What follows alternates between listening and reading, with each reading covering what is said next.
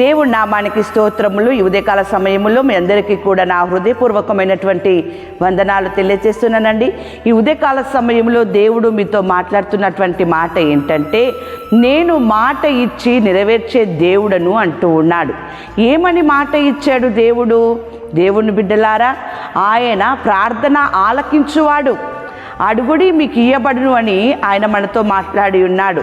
ప్రార్థన ఆలకించు అయినటువంటి దేవుడు, మన దేవుడు ప్రార్థన ఆలకించువాడు గనుక మనము ఆయన సన్నిధానంలో మనం ప్రార్థన చేసినప్పుడు దేవుని యొక్క జవాబు మనకి వస్తుంది.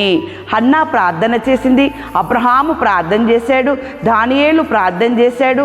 అట్లా ఎంతోమంది భక్తులు ప్రార్థించినప్పుడు దేవుడు వారికి జవాబిచ్చి ఉండగా, నీవు కూడా ఈ మాటలు వింటున్నటువంటి నీవు దేవుని యందు నమ్మకము కలిగి విశ్వాసము కలిగి మనుషులని ఆశ్రయించక దేవుని ఆశ్రయించి దేవుని నమ్మి ఆయనకు మొరపెట్టు, ఆయనకు ప్రార్థన చేయి. ప్రార్థన ఆలకించువాడాయన.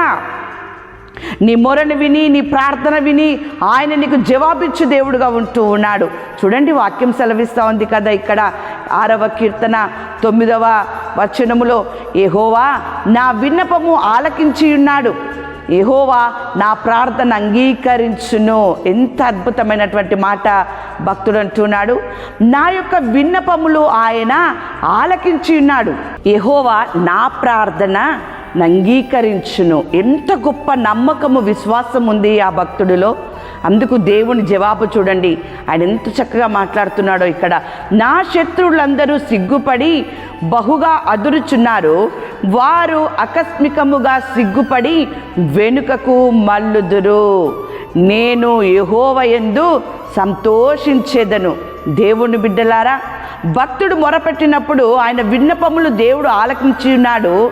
నా ప్రార్థన అంగీకరించును. ఎంత విశ్వాసంతో ప్రార్థన చేస్తున్నాడు. అలాంటి విశ్వాసంతో ప్రార్థన చేసి ఉన్నాడు కాబట్టే నా శత్రువులు సిగ్గుపడి బహుగా అదురుచున్నారట, భయపడుతున్నారు, వణుకుతూ ఉన్నారట.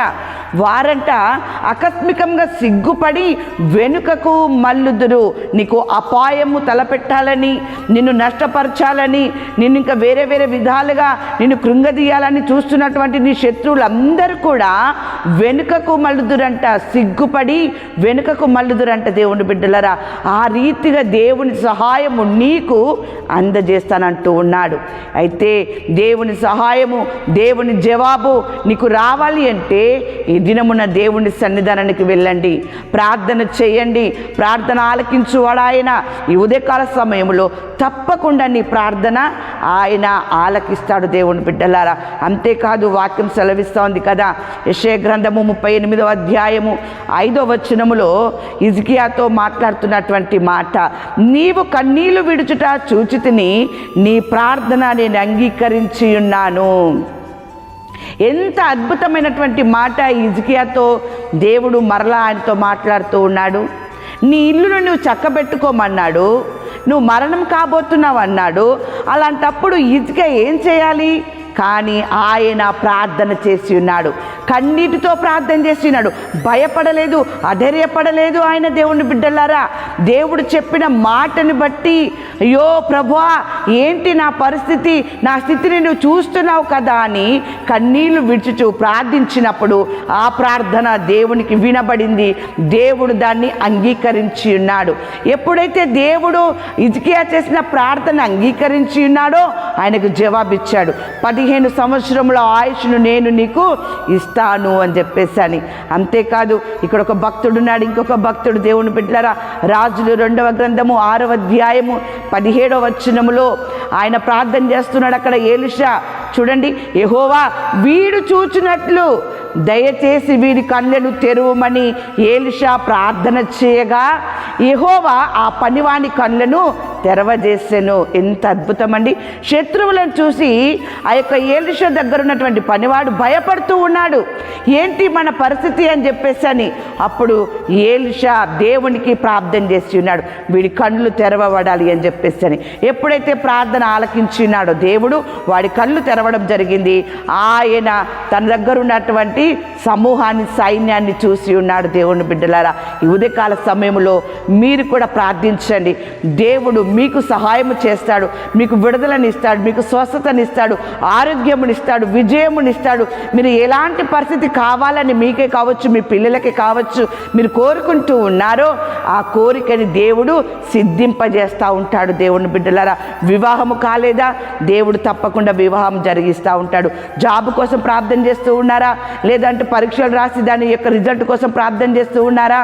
ఎలాంటి పరిస్థితుల్లో ఉండి మీరు ప్రార్థన చేసినప్పటికీ దేవుడు మీ పక్షమున కార్యం చేస్తాడు. దేవుని బిడ్డలారా, యెషయా గ్రంథము 49వ అధ్యాయము 22వ వచనంలో వాక్యం ఈ రీతిగా ఉంది. ప్రభువగు యెహోవా ఇలాగు సెలవిచ్చుచున్నాడు, నేను జనముల తట్టు నా చెయ్యి ఎత్తుచున్నాను, అప్పుడు నేను యెహోవాననియు నా కొరకు కనిపెట్టుకొని వారు అవమానము నొందరనియు నీవు తెలుసుకొందువు. ఎంత అద్భుతమైనటువంటి మాట! దేవుని సన్నిధానములో మీరు మోకరించి కన్నీళ్లతో మీరు ప్రార్థన చేయండి. అవమానం అనేది మీకు రాకుండా ఆయన మీకు గెలుపునిస్తూ ఉన్నాడు, మీకు విజయమునిస్తున్నాడు, మీకు స్వస్థతనిస్తున్నాడు. అన్ని విధాలుగా దేవుడు మిమ్మల్ని ఆయన కాచి కాపాడుతానంటూ ఉన్నాడు. ఎంత అద్భుతమైనటువంటి మాట! దేవుడు ఈ ఉదయకాల సమయంలో మనతో మాట్లాడుతూ ఉన్నాడు. దేవుని బిడ్డలారా, ఈ ఉదయకాల సమయంలో దేవుడు మీతో మాట్లాడుతున్నటువంటి మాట ఇదే. జెఫన్యా గ్రంథము 3వ అధ్యాయము 15వ వచనము, మీ శత్రువులను ఆయన వెళ్ళగొట్టి ఉన్నాడు. అవును దేవుని బిడ్డలారా, ఎలాంటి సమస్యలతో, ఇబ్బందులతో, ఆలోచనలతో, అనారోగ్యమైనటువంటి పరిస్థితులతో, మంత్రశక్తులతో చేత మీరు బాధపడుతున్నారా? ఎలాంటి స్థితులు మీరు ఉన్నప్పటికీ కూడా దేవుడు ఈ ఉదయకాల సమయంలో మీ శత్రువులని ఆయన వెళ్ళగొట్టి ఉన్నాడు. మీకు, మీ కుటుంబానికి సమాధానము, సంతోషముతో ఆయన మిమ్మల్ని ఆశీర్వదించునుగాక. ఆమేన్.